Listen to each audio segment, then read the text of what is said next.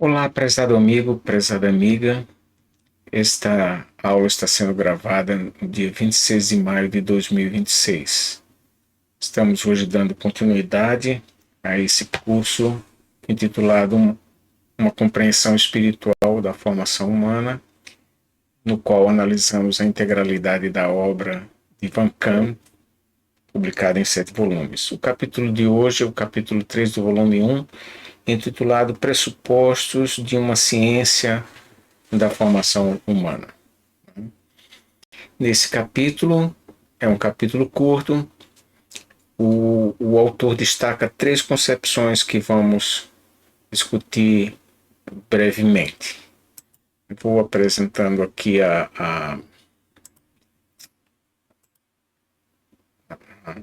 o resumo desse capítulo. Aqui está o título do curso. Essa é a referência, né? O capítulo 3, Pressupostos de uma Ciência da Formação Humana. Bom, quais são essas 3 visões que o autor trata aqui? Apesar de curto, esse capítulo ele é um capítulo fundamental, não é? Porque ele discute de uma forma, apesar de sucinta, profunda, o próprio fenômeno humano, como nós podemos compreendê-lo, e a partir de tal compreensão, como se desdobra a ideia de formação humana correspondente a cada uma delas. Não é? Então, a primeira visão que ele chama de visão positivista é aquela compreensão do humano a partir de uma experiência exclusivamente material ou externa. Não é?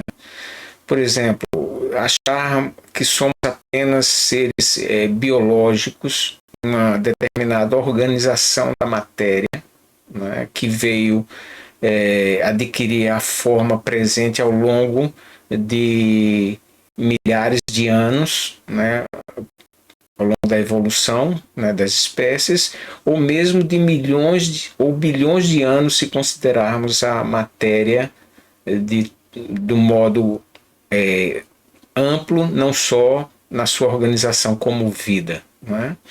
Então, a ciência já descortinou que nosso planeta, por exemplo, né, tem cerca de, se for medido, né, em anos terrenos, né, ele é um planeta que tem em torno de 4,5 bilhões de anos. Né? Então, a sua organização material levou toda essa extensão para poder chegar a essa conformação atual, ao longo do qual, ao longo dessa duração, veio a surgir, nos últimos milhões de anos, né, as espécies animais. Né? Antes houve as espécies exclusivamente vegetais e assim por diante, até que chegar no ser humano, Homo sapiens sapiens, como o conhecemos hoje, nas sociedades complexas que temos hoje. Não é? Então, essa visão positivista vê ou dá exclusividade à compreensão do que ele chama da conformação externa do ser humano. Essa é uma visão fundamental. Ele não está negando a sua importância. Né? Ele aponta os limites dela. Né? Porque nós, como seres humanos, podemos dar forma, receber e dar forma a fenômenos, inclusive não humanos. Né? Nós, por exemplo, podemos refletir a respeito do nosso metabolismo orgânico. Né? Até onde sabemos, nenhum animal da natureza tem essa capacidade de refletir sobre o seu próprio metabolismo. Claro, ele pode se sentir mal ou bem, de acordo com se ele está saudável, se está doente. Né? Mas nós temos a capacidade de refletir sobre as causas, os efeitos, ou os agentes que fazem nos sentir bem ou mal organicamente, né? Então nós podemos, portanto, dar forma humana a um processo que é exclusivamente ou preponderantemente químico ou biológico. Nós podemos dar uma forma, um sentido humano a isso que acontece em nosso ser. Isso é uma característica do espírito humano. Essa visão positivista, né, não enfatiza isso, ou desconsidera esse aspecto, né? Como se a nossa razão, o nosso espírito fosse um produto direto da própria organização da matéria. Há visões mais simplistas e mais sofisticadas sobre isso, mas, de todo modo, essa concepção de que o espírito humano é derivado apenas de uma determinada organização da matéria, é isso que ele chama de visão positivista, não é? Mas volto a dizer, essa visão também traz os aspectos fundamentais, né? Porque nós somos seres orgânicos também, biológicos e químicos também. O autor Van Kam não está negando isso, né? E isso precisa ser levado em consideração, né? Quando a gente está acometido de uma doença viral, por exemplo, né? Nós buscamos tomar a vacina ou os recursos médicos capazes de tratar daquele aspecto biológico que está nos fazendo mal, né? Uma bactéria, a bactéria da tuberculose, por exemplo, é combatida com um determinado antibiótico, né? E isso é fundamental. Nós precisamos disso, né? A Covid-19, a pandemia, em 2019, 2020, chegou até 2022, início de 2023, demonstrou ao mundo como essa dimensão é fundamental, né? Não adianta negar, né? E o nosso corpo também, não é? A gente precisa de exercícios físicos, precisamos de uma determinada dieta, ou seja, viver dentro de determinados limites, não é? Sem dogmatismo, mas diante de determinados limites que nos garantam uma vida saudável. Tudo isso é fundamental, não é secundário isso, né? Mas essa visão não trata do espírito humano, né? Daquilo que o ser humano direciona no sentido espiritual para a sua vida, no sentido de aurir, encontrar ou projetar os ideais, né? as metas que cada ser humano possa encontrar ou configurar para a sua vida, tanto como indivíduo quanto como coletividade, né? Há uma outra visão que ele chama visão de racionalista, que é uma visão racionalista, né? A ênfase na razão. Tem várias escolas que isso pode se chegar até desde do racionalismo tradicional, no início da Idade Moderna, né? Começando com a visão cartesiana, né? Até chegar, por exemplo, numa visão dos existencialistas modernos, não é? Do século XX, não é? A ideia de que o ser humano é determinado por aquilo que ele pensa, por aquilo que ele decide internamente, não é? Então, o ser humano, a essência humana seria fruto da sua razão, daquilo que ele escolhe ser, que ele decide ser, não é? De acordo com sua reflexão, não é? Então, mais uma vez, ele não está negando a importância dessa visão. Ela é necessária, é fundamental, não é? O ser humano precisa da reflexão, do pensar, né? Para direcionar a sua vida, para existir entre seres humanos. Isso é fundamental, né? Todavia, essa visão também é reducionista, né, para o autor. Porque ela desconsidera, por exemplo, os aspectos fundamentais que a própria visão positivista, que tratamos anteriormente, aponta, identifica, não é? Então nós somos, sem dúvida, seres racionais, mas nossa razão não é etérea, não está pairando no ar. Ela está incorporada, é uma razão corpórea. Qualquer compreensão humana que desconsidere sua dimensão corpórea é uma compreensão equivocada, não é? Estreita, não é? Em última instância, falsa. Porque nós somos seres corpóreos. Não é?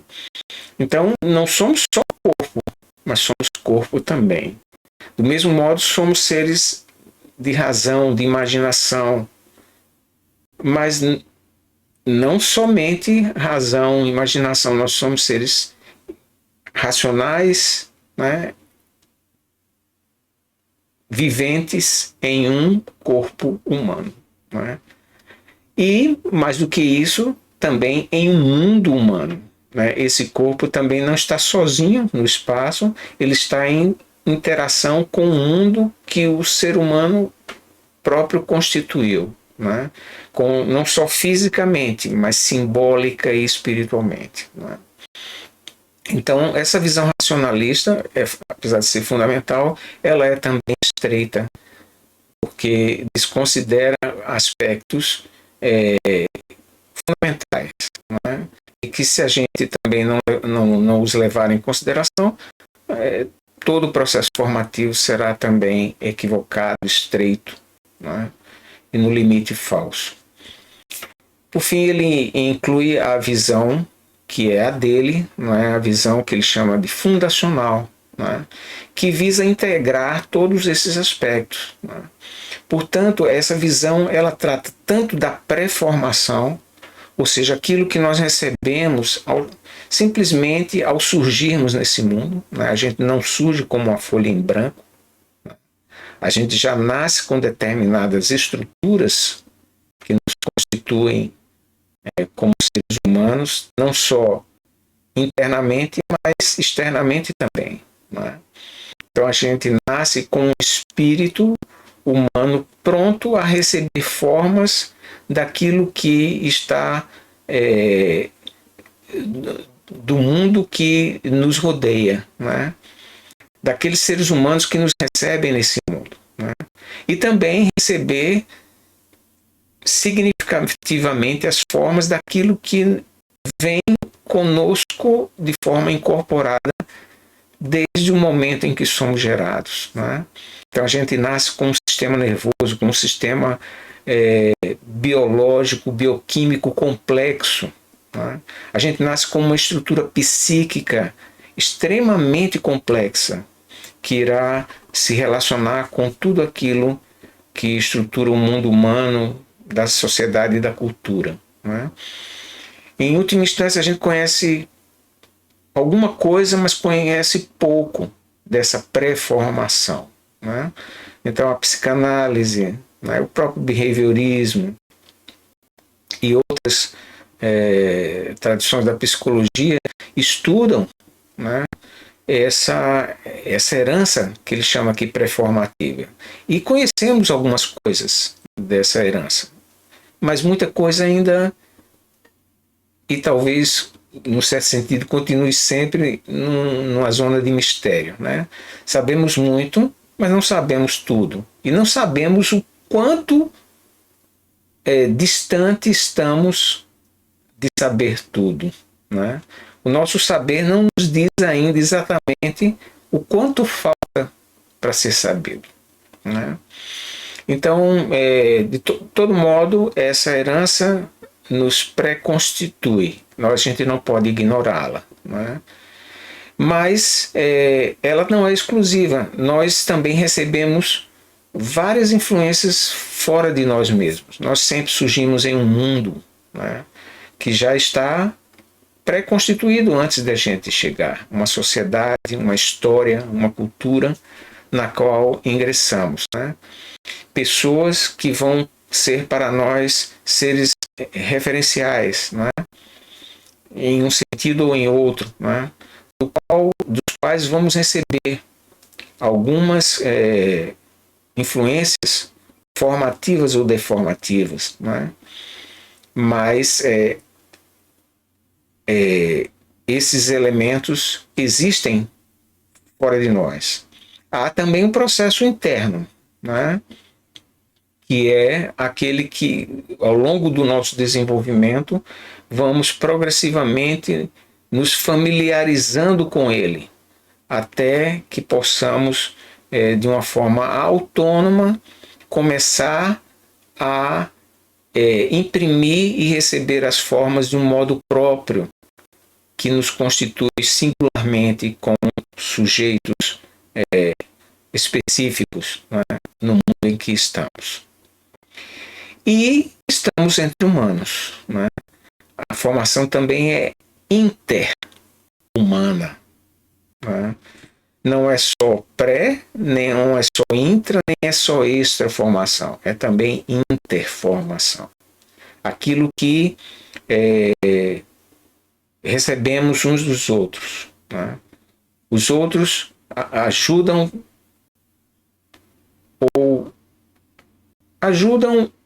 melhor se deveria dizer, influenciam grandemente a nossa formação num sentido ou no outro, né? Não há mundo humano sem os seres humanos, né? Que os constituem, que recebem um mundo das gerações anteriores, né? Que configuram parcialmente esse mundo e o transmitem às gerações seguintes, né? Sempre ingressamos nesse fluxo, né? Então não há modo de nos constituirmos, de nos formarmos nesse mundo sem considerar esses elementos que são que previamente nos constituem, que exteriormente também nos constituem, que interiormente e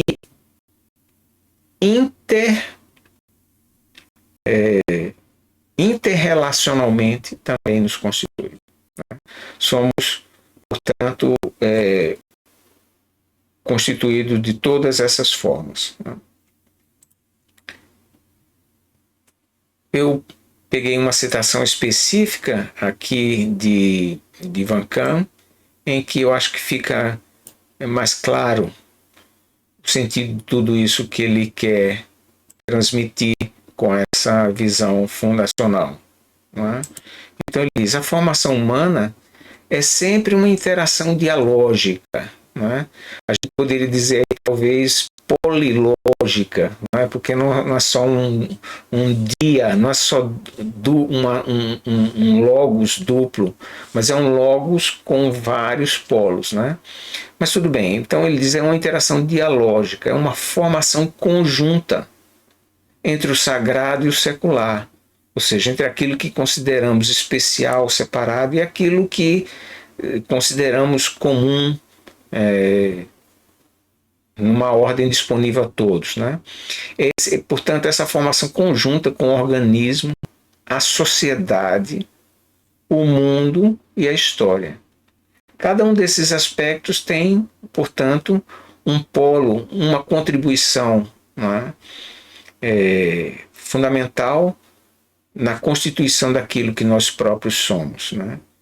Portanto, essa formação, né, não é algo fechado em si mesmo, é um ato de revelação dialógica, algo, portanto, que vai se mostrando ao longo desse diálogo, né? É um ato de revelação dialógica, um ato de apreciação, decisão e implementação, né? Então, aquilo que se revela, a gente tem capacidade de apreciar, de tomar decisão a respeito daquilo que se nos revela e de que nós avaliamos com cuidado, né? E chega também o momento da ação, de implementar, né? O conjunto de todos esses atos, né, podem revelar progressivamente a forma de vida comunitária e única que somos chamados a realizar. É uma abertura formativa radical para tudo que possa manifestar ou apoiar essa formação de vida. Não é?